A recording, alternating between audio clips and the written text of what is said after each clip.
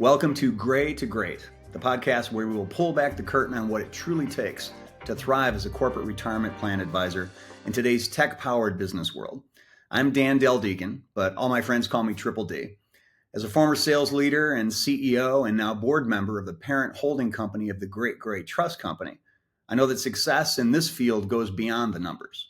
In each episode, I'm going to team up with one of your peer retirement plan advisors to bring you the strategies that separate the best from the rest. From prospecting and referral business to challenger selling and tech adoption, we're diving deep into the parts of the business that too many of us overlook. Whether you're here to sharpen your skills or if you're looking for the next big idea, this is where the playbook gets rewritten. So get ready for sharp, actionable insights that'll take your practice to the next level. Because in sales, there's no gray area. Hello, everyone. I'm Dan Dal Degan, and welcome to another episode of Gray to Great. I am joined today by Rick Unser, who's a managing director with Creative Retirement Planning Services out of LA, and even specifically out of Hermosa Beach, one of my favorite places on earth. And Rick, I'm delighted you're joining us today. Thank you for coming along for this conversation. Yeah, thanks for having me, Dan. Look forward to digging in. As do I. And let's do just that. So digging in this case, as we talked about a little bit in preparation for this discussion, Rick, we talked about your career arc that has led to the role that you play with your clients as a specialist, in particular in private equity retirement plans. And there's a lot to share there, but in particular about the journey that led you there, because the power of specialization, I think, applies in a very meaningful way, very positively to folks who are charting their careers as retirement plan advisors. I'd love to hear about your journey. Can you take us from the beginning, what led you to this area of specialization? Because I think it'll tee up some advice that you'll probably have for others who are viewers of this podcast as to how they might similarly choose areas of specialization. Sure, and I'll maybe go back to the beginning and kind of try to keep it somewhat short and entertaining. But I think, like many people, I sort of fell into this business. In college, I was president of my fraternity, didn't have a great career path laid out, and just ran into a guy at one of our fraternity parties who was with an alumni and was recruiting for people to go to New York and be part of a brokerage firm for the summer as an internship. And that was how I got into this business, was just a random conversation at a party, and went up to New York City, fell in love, went there, and started my career basically back in the day of when people were buying stocks through brokers. Like that was how I got into this. And probably 3-4 years into that, I realized that, okay, that may or may not be my long-term future. And to your point on specialization, I think that was really where my first, I guess maybe experiment, or my first experience with specialization came in. Is I left this sort of generic stockbroker world and decided to become a 529 plan specialist. So this was right after 9/11. This was like October of 2001. I'm in California at this point in time. And 529 plans had just sort of come on the radar screen. There was some federal legislation that really made them more permanent and more applicable across all the states. And really, by that first venture into specialization started with me saying, all right, hey, I'm going to kind of go out and try to do my own thing here, selling 529 plans into the corporate marketplace, basically selling these as a benefit to employers who are trying to help their employees with a resource or a way to save for college. So that was sort of my first experience with specialization, and that was kind of a unique path. It was a blue ocean, as some might say. There weren't many people doing this. There weren't a lot of people that knew what 529 plans were. So really being known or having some of that specialized knowledge, developing a reputation as a 529 specialist, really paid dividends for me. That, while was all well and good, that led me to the 401k marketplace. And as I got in, and that's where I started my journey with 401k, was kind of, I guess, through maybe the side door of talking to the same people about a 529 plan that would also be the ones talking about or making decisions about 401k plans. That's great. And then did you find those conversations were very parallel with even some of the same clients? Very much so. And that was really how I started getting into the 401k business. Was there was a guy at the firm I was with at the time who was like, hey, you're talking to the same people I want to talk to, and you should learn about 401k plans. It's really not that much different than what you're talking about with 529 plans. So that was how I started that journey. And again, I guess from a specialist standpoint, just I'm a I don't know, I just consider myself kind of a student of the business, a student of the things I try to do. So I once I got into the 401k space and started understanding a little bit about, okay, well, what is this? How does it work? And how do you describe this? And how do you talk to people about 401ks? I really wanted to know more. I wanted to know more than just like, okay, well, there's a record keeper and there's an administrator, and so I really started to get into the certifications. I got a lot of the early certifications that were available, and some still are today. I think, the Chartered Retirement Plan Specialist, a Qualified Plan Fiduciary Consultant, or the QPFC, whatever that stands for now, and a few others, and really kind of built my knowledge and built my at least book level understanding of 401k plans, so that I knew I could, whatever the conversation was that I was getting into, I felt like I'd understand how to navigate it, what the terms and the resources were available to work on a specific problem. And then in doing that for several years, then I started getting into, okay, well, now I feel like I know what I'm doing, and I feel like I've become this 401k specialist. I basically have dedicated my craft or my career to digging in deep on 401k plans. Now, how do I figure out how to really build a practice, build something that is large, sustainable, and can grow over time? And that's where some further specialization came in, as you mentioned, with private equity. That's great. And clearly along the journey there, Rick, it sounds like your curiosity was a major catalyst for you of wanting to learn and not just seeking the certifications, but continuing to double click on, hey, I'm an expert in 529s. Well, what about 401ks? That seems like a very adjacent conversation and with a lot of benefits to your clients. And then you kept really exploring that led you to these other areas of specialization. Do you find that your curiosity is in fact innate, that it comes to you naturally, or did you do something in your development, or do you still today to stoke that curiosity? It's interesting. Both my parents were teachers. My mom was a career teacher. My dad was career Air Force and then became a teacher. So I feel my grandmother was a teacher. So I feel like some of that was just, I guess, innate, or In your what is DNA. it? Yeah, just was it Yeah. nature versus nurture, right? I feel like that was just part of my, part of my upbringing, part of what I was surrounded with, was just this curiosity, this want for knowledge, this want for understanding. So I think that is certainly something that was built into me. But also there are certain other things that are just based on the realities or the circumstances you're presented with. I mean, if I could have stayed with 529 plans and made a career and a living just selling and talking about 529 plans, maybe I would have. But based on where they were in their life cycle, and probably even where they are still today, is kind of a secondary corporate benefit, Mm-hmm.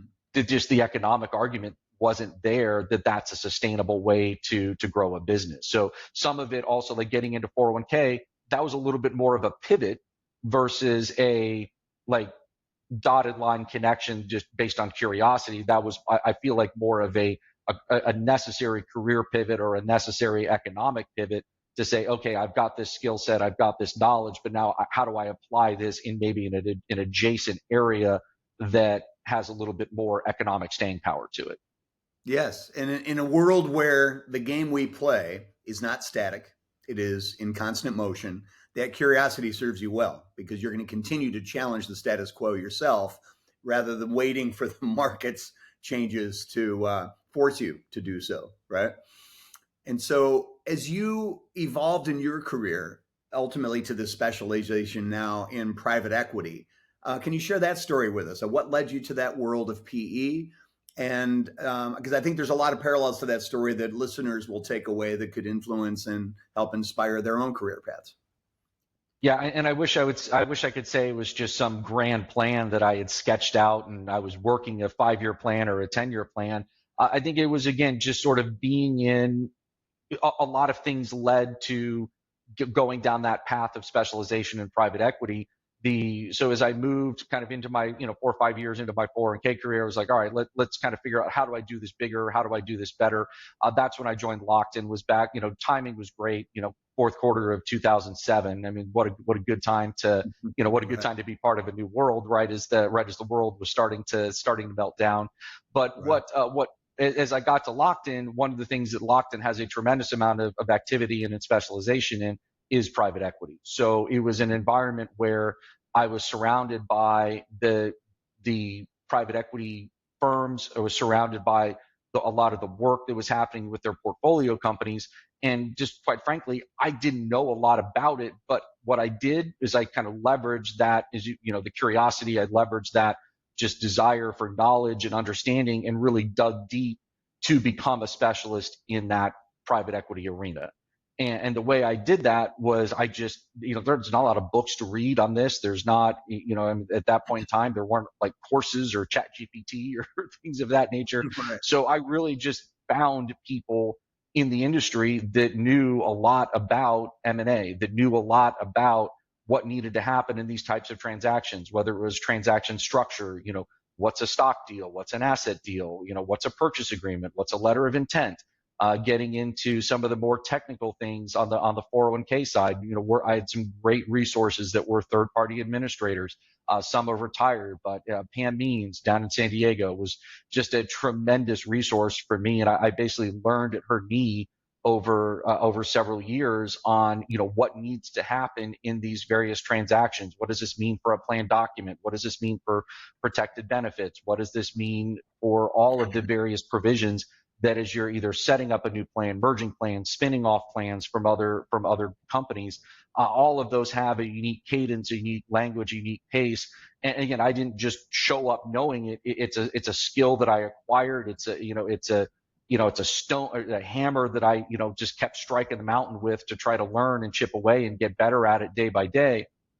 But over time, after learning that, after being involved in a lot of different transactions and being involved in a lot of different types of deals, you just kind of develop this knowledge to the point where you kind of get to where there's not really much people are going to throw at me that I don't feel like I'm going to be able to help them think through or help them navigate. And then as you get to that level of specialization and comfort and knowledge, not only does it, you sort of exude that level of comfort. So people that are involved in it's like, okay, this is a known actor. This is somebody that understands what they're doing. You kind of get to that level of trusted advisor a lot quicker because people know that maybe you have a reputation, maybe you don't, but just, very quickly in a conversation or in a email chain or in a whatever the environment is, they're realizing that, okay, this is somebody that's done this before. They've been around, they've been through this process. We can ask questions. We know that they're going to be able to provide us with some objective advice and guidance here about what we need to be doing, what we need to be thinking about, and help us make sure that we're making decisions for our business, for our employees in the way that we need to do to achieve our corporate goals and objectives. It seems, Rick, that one of the skills, many skills you've developed through the course of your career, is getting other people to open up and share their knowledge and experiences and pattern recognition with you. That journey you just described of becoming as knowledgeable as you now are about retirement planning for private equity firms has been earned over a lot of those conversations. Tell us, how do you foster, perhaps using that person in San Diego you mentioned, a mentor perhaps of yours, how do you foster those relationships and pick your, let's say, personal board of directors to develop mentors you can go to for that kind of guidance? Yeah, I wish I had a formula. I mean, for me, it was, part of it was just, okay, I have questions. I have clients or prospective clients that I'm trying to support, and finding people that I feel like could communicate in a way that I needed them to, or I feel like they can communicate in a way that I could say, okay, I get that. I can now internalize it and I can replicate it. I'm a golfer. I've taken a few golf lessons over the years. I finally have gotten to an instructor that talks to me in a way that I can actually implement what he is wanting me to do. Now, I can't do it all the time. I wish I could, but at the same point in time, I think that's a part of it is, there's a lot of different communication styles. There's a lot of different ways that people learn or that people try to communicate knowledge to others. So I think part of it is just finding someone that you feel you can have that good communication with. You're asking questions, they're answering questions in a way that you can understand them. And then I think this is the most important thing, is to be able to then internalize it and then take that information and apply it in a lot of different situations. I think that's probably the most important thing. It doesn't come right away, But I think that's one of the more important things as you think about this journey, or as you think about what it takes to really become a specialist. I think the other The thing that analogy you helps. shared with the golf instructor, I love in particular, Rick, because there's so many parallels. I imagine you use often analogies to the world of golf, and including differentiating things that are in your control and the many things that are outside of your control. Yeah, for sure. And also, I mean, just like coming back to the golf thing, like for me, I'm somebody, I needed somebody, what I learned is I needed somebody to communicate to me, and here's what I need you to feel, right? It's Yes. not about, like, think about golf. It's not shaft angle. It's not attack angle, for me at least, right? It's not that. It's not watching countless videos. It's not looking at how Tiger Woods or Phil Mickelson did it. It's, here's the feel that I need you to have. And I think that translates to some of the way that I think about things. Like you said, I do like to speak in analogies. I do like to tell stories, but that comes from knowing the subject material and being able and understanding how it applies to situations, and being able to communicate things in a way that maybe people can relate to, that are not experts or that are not doing this on a daily basis. Because I think that's the other thing. Like with a specialist, you kind of know, like, all right, who am I talking to here? What type of questions are they asking? What type of answer are they looking for? Are they looking for the, like, hey, here's the 30-second blurb and you're good? Or is it, all right, I've got a technical user here and I need to spend the next 15 minutes really diving deep on something and making sure they truly understand this from all angles, and then they can take it up the chain to wherever they need to take it to get the approval to make the decisions that they need to make, or based on the particular circumstances. Yes. And you get good, don't you, over time, knowing people and reading people as to what is their appetite for layers of detail.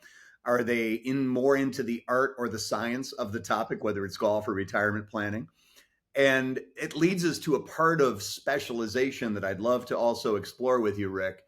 And that is, now that you have this specialty of retirement planning for private equity firms, I imagine there are layers to that nuance as to what's the best fit for you that are reflected in your ideal customer profile. I'd love to hear more about what that is, and then how do you solve for that when you're having conversations with potential clients to assess, are we a good fit for each other? Yeah, and I think in the end, what I've sort of pivoted, it's been a journey. I think some things I did well, some things I didn't. One of the things that I struggled with early on, and I still probably struggle with from time to time, is that need, like, once you're specialist, once you feel like you've got the knowledge, is kind of that, like, okay, I'm the smartest guy in the room. I know how to solve the problem. Let me jump in and let me tell everybody how smart I am by providing them with this solution. And I think one of the things that To I be like the struggled with. instructor grabbing the club from you, right? Exactly. No, just do it this way. Don't come over the top, right? Yeah. That's one of the things that I struggled with early on, and still struggle with from time to time, is feeling like I've got to prove that knowledge. So for me, one of the pivots that I made over time was like, okay, I know my stuff.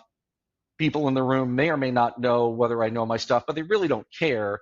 What they care about is, are you understanding my issue? Are you aligned with the objective that we're trying to work for? And are you work towards, excuse me, and are you an asset to us in this process? And I think that's really, like, as I think about my ideal customer profile, or as I think about people that I work well with, it's people that can clearly communicate with me what it is they're trying to do. What is the goal? What is the objective? What is it that we're working towards here? What's their strategic vision? Because people that can clearly communicate that to me, I'm going to be able to take that and say, okay, I got it. I can see the field of play with you here. Here's our options. Here's the way that we think about this. Here's the decision points or milestones along the way. And how do we want to do this? Where do you want to go? What questions do you have? Those are the type people I work with best. I don't know that there's a great way to find them. I think that just comes with trial and error, and I think that just comes with having conversations and getting to know people. And again, there's no perfect out there, and you can certainly do a lot of good work, and you can support a lot of people that maybe aren't your ideal customer, your quote unquote ideal customer. But I think you do kind of find those people that it's just this is a great fit. There's a lot of good synergy here. There's a lot of good juju in the world that, that comes when we're talking and working together. And those, you just kind of know those clients when you find them. And those are always ones that you hold dear and want to do, always just do whatever you can to support them and help them get where they want to go. In that last category where you're feeling that energy, isn't it evident in the early conversations when you have that kind of connection with somebody and you can feel the trust building? Yeah, and I think I've said this, and I think my teams have said, I've heard me say this a lot, is that's really my goal in any conversation is, how do we get to this trusted advisor level as quickly as possible? And I think that, just anybody coming in or talking to groups that you don't know, I don't know, I grew up on the East Coast, so maybe this is just more me, but I feel like there's always this little okay, who is this person? What do they want? How are they, what's the angle here?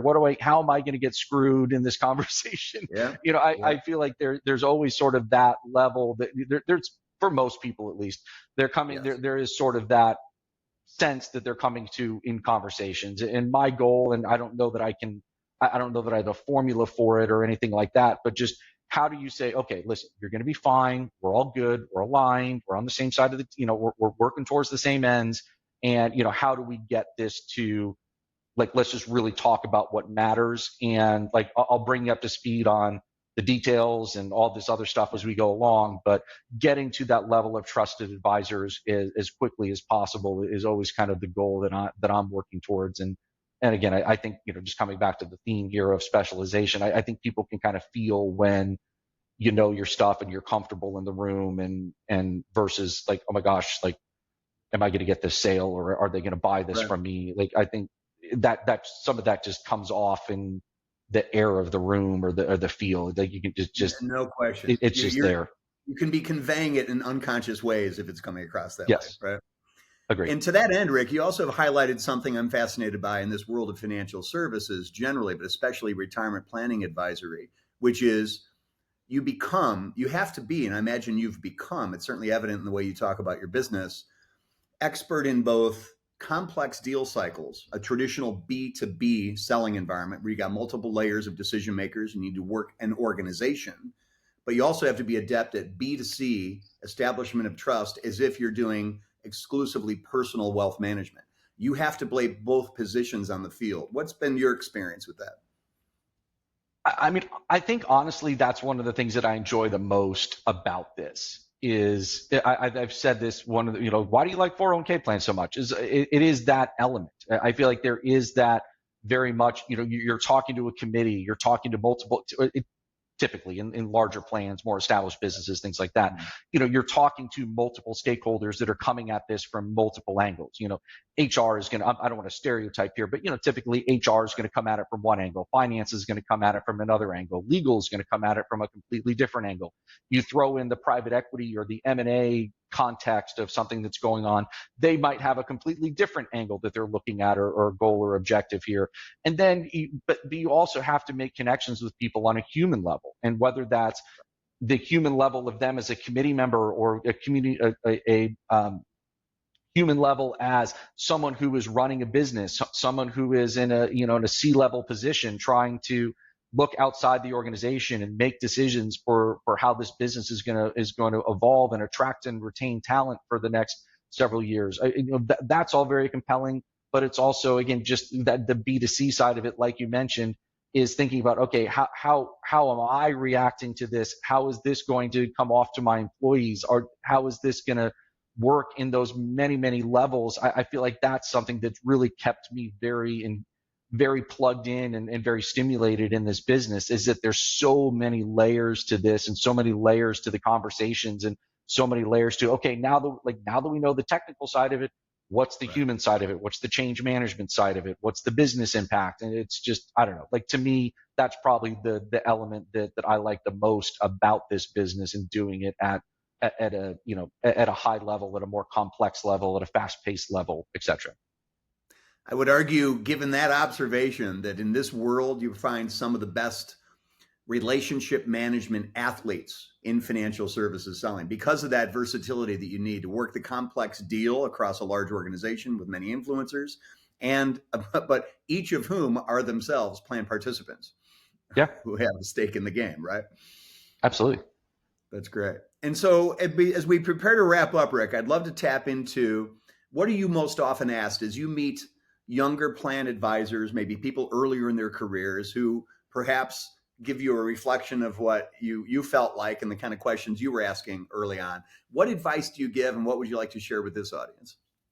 Yeah, and just speaking for myself here, I think specialization is something that I actually, that's something that I recommend to anyone that's asking me, like, well, hey, what do you think? How do I go from here to here, or here's where I am, and how do I grow my book or build a business, or whatever it might be.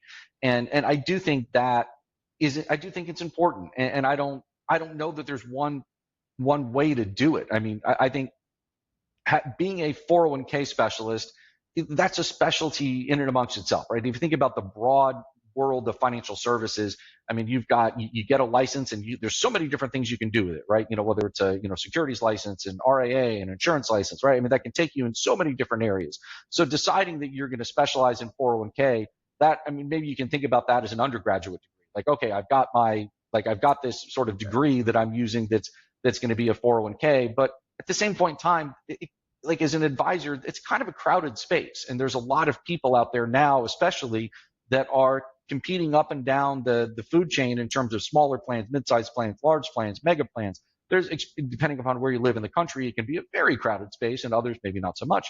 That's a conversation for probably another day.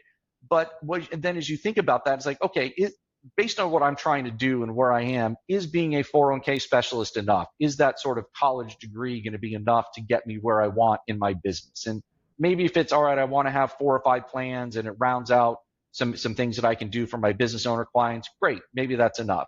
But if you're really trying to build a business that is going to rely on being an advisor to corporate plans, I think you need a little more than that. And I think that the market, and just from a opening doors and getting into conversations and meeting the right people, it sort of demands a little bit more than that. And there's so many things you can do. There are so many areas that still are, I think, possibilities. And again, don't take this as gospel, and this is one man's humble opinion, but the market's changing rapidly. There's income solutions coming to market. I don't know, good or bad, but there's a lot of questions. They're getting, plan sponsors. I don't know that we're seeing a lot of adoption yet, but we're getting starting to get questions from plan sponsors around, does this make sense for us? How do these things work? What are the benefits to employees? And I don't know, maybe that's an area for people to think about. Where's the puck going? What's gonna be the conversation over the next 3, 5, 10 years in the space? The other thing that I've shared with people is there a problem that you can solve? And does that maybe have some commonality to it? So, hey, you've got high earning small business owners, and you think about, I mean, this is not like a new solution or anything, but cash balance plans. There's not a lot of people that speak that language very well. Can you lean into some things around some specific solutions, or a specific knowledge set that you could bring to the table, and package it in a way of understanding, or stories, or analogies, or experience that a business owner is going to say, yeah, we need to talk more. Like, you're not talking to me about fiduciary. You're not talking to me about my plan fees are bad, or this or that. Like, this is an issue. I pay a lot of money in taxes. How do I maybe pay less and do some good for my business at the same time? Things like that I think where people today that are trying to get farther down the road in specialization, or farther down the road in their career, there's ways you can do that I think are still maybe untapped, that it can kind of help propel you over the next 3, 5, 10 years of your career, if you want to take the time, because it's not easy, right? I mean, this is not, so you don't just fall off the turnip truck and go, all right, well, hey, I know cash balance now. It's not like, the scene of the Matrix where like Neo gets loaded up in the head, like, I know Kung Fu, right? I always think about that. But that's, I mean, it's not that. I mean, this, developing a specialization, getting known, having the comfort, understanding the language and the dialogue and the pace of things, right? That takes a long time. That takes probably, maybe you can shortcut it these days with some of the resources that are out there, but that takes years, in my opinion, to really get from, okay, I'm interested in this, to, all right, I'm now somebody that can be considered a specialist in a particular space or discipline. I love it, especially that we've used golf and now movie, science fiction, action movie analogies here. The advice would seem to suggest, and I love your generosity of sharing that, Rick, is that the areas of specialization for people that might feel like the 20 years ago versions of you and I, as we're imagining the kind of questions we were asking as young up and coming professionals, is that the changing landscape gives you almost an unlimited area of specializations in what are today or might be in the future underserved market segments. Is that a fair paraphrase?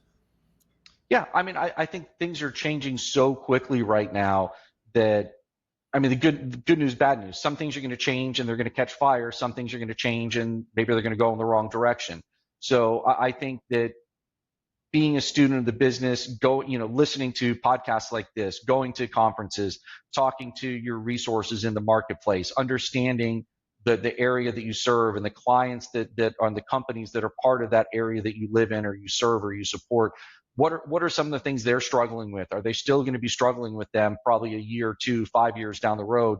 What can you do to maybe integrate yourself into that and be part of solutions, be part of helping them figure these type things out? And I think that's one of the benefits of specialization in a rapidly changing marketplace, is that if you understand what the issues are, if you understand the problems people are trying to solve, and then you understand the resources that are either available or could be developed or could be put together through combining certain things, there's just some great I think will continue to be great opportunities for people that are wanting to support groups like that versus just, hey, I've got a plan to sell you and I'll give you lower fees, right? I mean, I don't, sure, okay, can that work? Yeah, from time to time. But at the end of the day, I think especially if you're trying to break in, if you're trying to get in front of new companies or you're trying to get in front of people that you don't know, having that reputation, having that ability to really sit down with them and talk about issues that they're struggling with and give them ideas on maybe how do you solve it and how does that align with your business? How does that help your employees? How does that help you? All of that, I think, works in your favor to kind of helping you grow a business in a book and being sustainable over time. Exactly. And I was thinking of sustainability as you were saying that, to have a sustainable differentiation from all the other places that a client or an organization might be able to go for similar services. And you're also highlighting, Rick, one of the things I love about this market segment of not just financial services and wealth management, specifically retirement plan advisory professionals. I found this marketplace of pros to be very generous with best practices and with mentoring and with engaging people who approach you with curiosity. To what do you attribute that? It seems like this market segment are just really nice people that like to share and are not parochial. What do you sense that, and where do you think that is coming from? Yeah, I do. I mean, and I think part of it, I'll just go back to my own experience. I mean, there's some books, there's some, certifications and things like that where you can get book smart.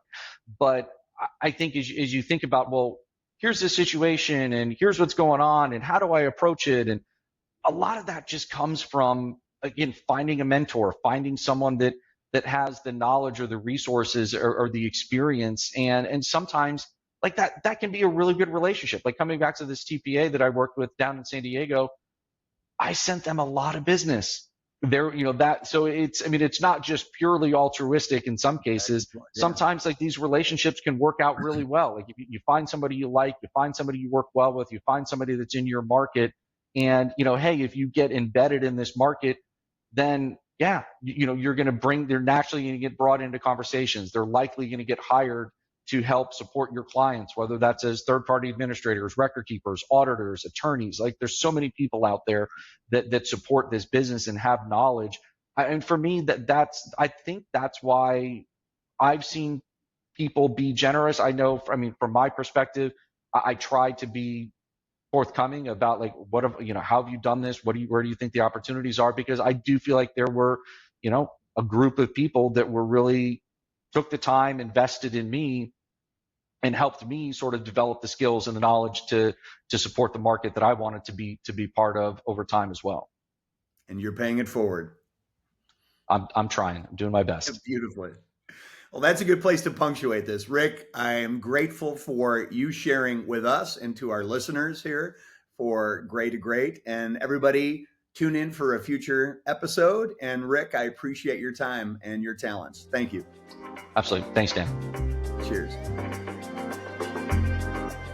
Thanks for tuning in to Gray to Great. I hope you're walking away with a few new ideas, a few bold strategies, and a bit more fuel to take your business further than ever. If you found today's conversation valuable, make sure to subscribe, leave a review, and share this episode with a colleague. The best way to stay sharp is to keep learning together. So I'll see you next time right here, where we will cut through the noise to bring you what really matters. Until then, keep pushing forward, because there's no gray area in achieving success.